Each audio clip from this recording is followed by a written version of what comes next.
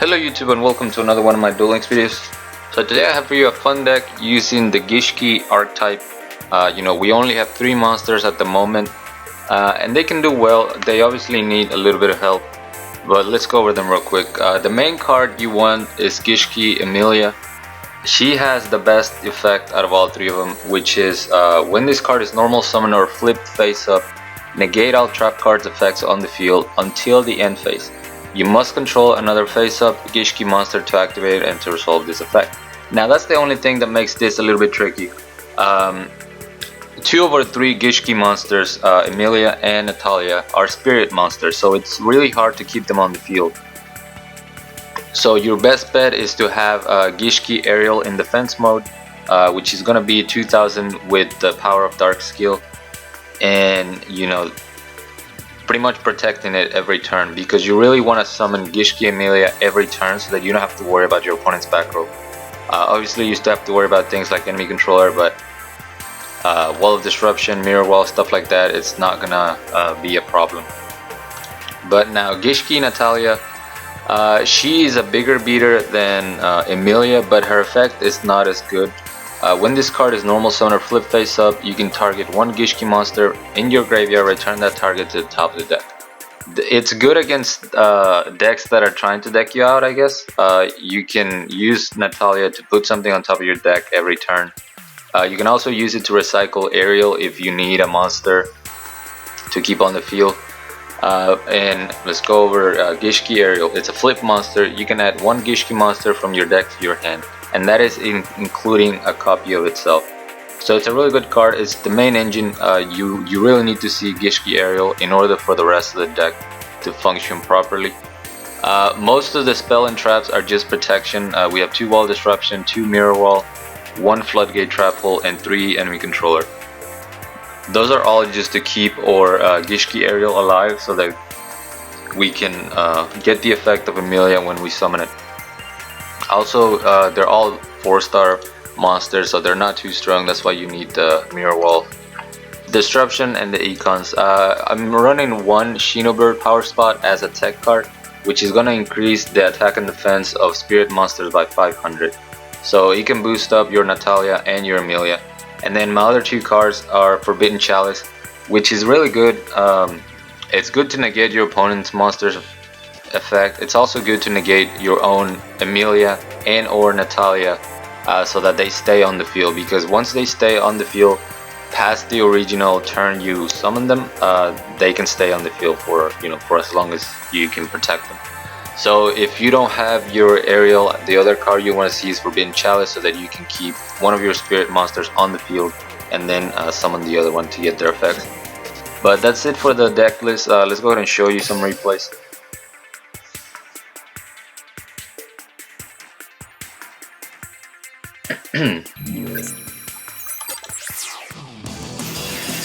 Here we got a Mokuba, which I believe was using the Gandora Red Eyes deck, if I remember correctly. I played most of these duels were from early in the morning, and I just now had a chance to record it. But we have a pretty good opening hand. Having Aerial turn 1 is really good. We also have Floodgate and enemy controller to protect her. There we see him not attack. We see 3 face downs, and the fact that he didn't attack really played into my strategy, because now enemy controller and Floodgate trap hole are still here to protect her beyond this turn. He changed the mirror wall, which let me explain some real quick.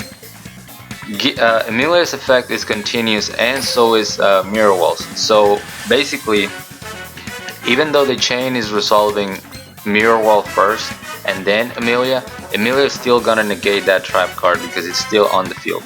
Now if this was for example Floodgate trap hole, it would have turned my Emilia face down because of the way the chain in which the effects are resolving. But because this is continuous, Emilia still gets to negate it. Activate my Shinobird power spot so I can get right over that Vanguard Dragon, and then my Emilia is gonna come to the hand during the end turn. Doesn't pay for the mirror wall. There we see 2, we see 1 good goblin housekeeping, and then we see a second one. So all I gotta do is summon my Emilia again, and I don't have to worry about any traps. He goes for the Red Eye Spirit, but Emilia's effect is already in place, therefore it gets negated. A lot of people don't bother reading the cards, even when they're not familiar with it, because I got a lot of people try to activate traps even after Emilia was on the field, so I'm not sure why they wouldn't read the effect. But very few people have used the Gishki archetype, so it makes sense that they're not familiar with it. Here we got a Yami Yugi. And this was a very strange deck, and the duel was very long. We see Gem Breeding Machine, and then we see Wetlands turn 1, so I can already see where this is going. I summoned my Emilia. He's got Massive Morph, and that's fine. I actually use my Forbidden Chalice, even though she's not going to be able to attack directly. She's going to be able to attack the tokens from the Gem Breeding Machine, and that way I have a Gishki monster, so my second Emilia can activate. He's got the Creature Seizure, which is sucks, and I have to use both of my traps to keep my token alive. There's really no reason, letting him have a 3600 attack monster. So there we see the enemy controller. I did top deck Aerial, which was really clutch. Kills the token, that's completely fine. I can't pay for the Mirror Wall anymore, but I summoned my Aerial. There we see the trap hole, which is very unfortunate, but that changes my play a little bit. Instead of going with Emilia, I go ahead and set my second Aerial because I know that these tokens cannot get over it. There we see the attack, can't get over this 2000 defense. Go ahead and search for my other Emilia. I get a Wall of Disruption, and now I can start destroying the tokens. There we see Wall of Disruption, which is going to get negated. The enemy controller is going to be able to protect them. And the only downside to how this duel was going was that I could only destroy one monster at a time with the current fuel I had. So luckily for me, I pick up an enemy controller that I'm going to be using for the next turn, because otherwise I can only kill one monster and he's going to be summoning a monster every turn. So here's where I decide to go for the attack. Again, Draining Shield is just going to get negated. We destroy one token, and then I use enemy controller for Tribute Take so that I can clear his field. And now I'm feeling better because now I can summon my another Natalia. Hopefully if I get Forbidden Chalice soon enough, I can keep her on the field. And then of course I top deck that. So here, because he set a new card, I decided to just go with this safe play and summon Emilia. Activate the Forbidden Chalice so she doesn't come back to my hand. And I also was looking at my deck. I only have 7 cards to his 9, so with the 2 Gem Breeding Machines, he could have decked me out if he wanted to. So I go ahead and summon Natalia, so I can put 1 card back into my deck, do a bunch of damage. There we see the Destiny draw. I thought it was gonna get Lava Golem, honestly, but he's not using that. You see the Gem Breeding Machine. I have my Wall of Disruption.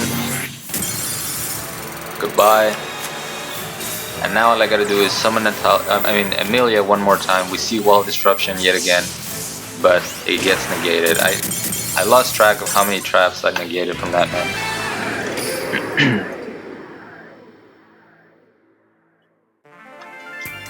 So we got Paradox Brothers.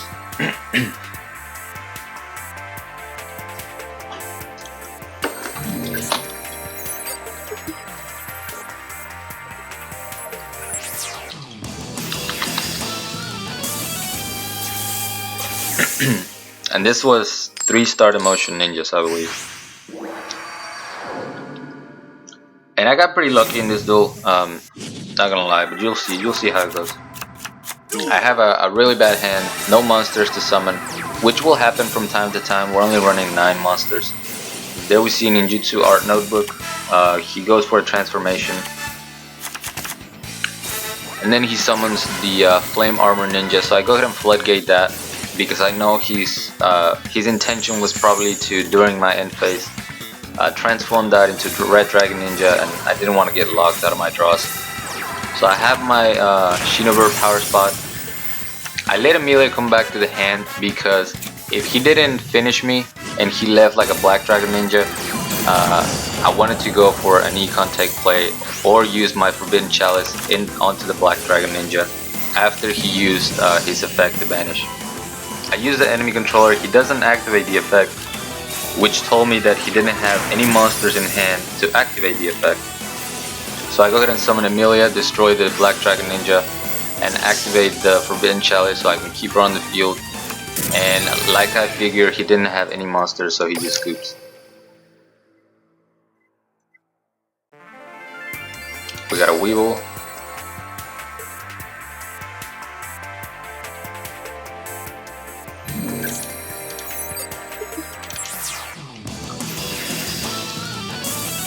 I'm assuming this is just your basic burn deck that you guys know I love showing every time they fail. I have a pretty good starting hand. Every time you open up with aerial, you know, that's best case scenario. And I also have a floodgate for any potential lava golem. He has the Jade Insect Whistle like every Weevil does ever. And he's got the Burning Lance, so immediately I'm gonna take 1,000. Luckily, because of aerial, I'm gonna be able to search my deck anyway. And I figured this was gonna be a Doom Dog, but I wasn't too worried. Like I said, I had the Floodgate for the Lava Golem, but he actually misplaced very bad. We see the enemy controller, which is fine. My Amelia is gonna come back to the hand. And this is the misplay I was talking about. I assume his plan was to use Lava Golem and then run into it with Amazoness Swordswoman, but he must be new to the deck or something. You can normal summon or set the turn you special summon Lava Golem. So he's forced to end his turn, and that gave me the win. I have an enemy controller face down. He also didn't try to attack, which was another mistake. But I just econ take, summon Amelia, and then hit him for game.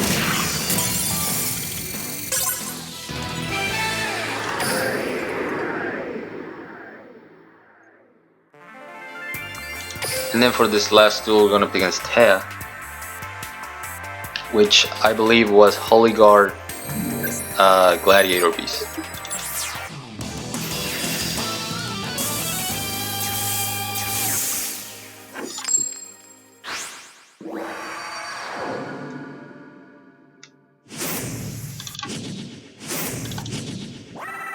We're going second. Duel.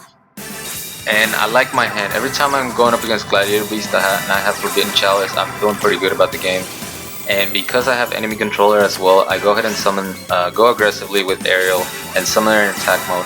Because I already had Amelia in hand, so I wasn't going to be searching for anything. Protect her with enemy controller so that he doesn't tag out into Murmillo. And now we have Amelia, so any trap is going to be negated. Wall Disruption, negated. Impenetrable attack, negated. And then Amelia comes back to the hand. I have Wall Disruption and Forbidden Chalice to protect myself, and then they just scoop. Nice and easy. And like I said, people are not familiar with Gishkis at the moment, and they're not reading cards apparently. But that's it for the deck. Just something fun to try out with this archetype. Originally this started as a spellcaster deck, and then I was like, let me just go ahead and use the Gishki archetype, and it was pretty fun. So thank you guys so much for watching. As always, like, comment, and subscribe if you want.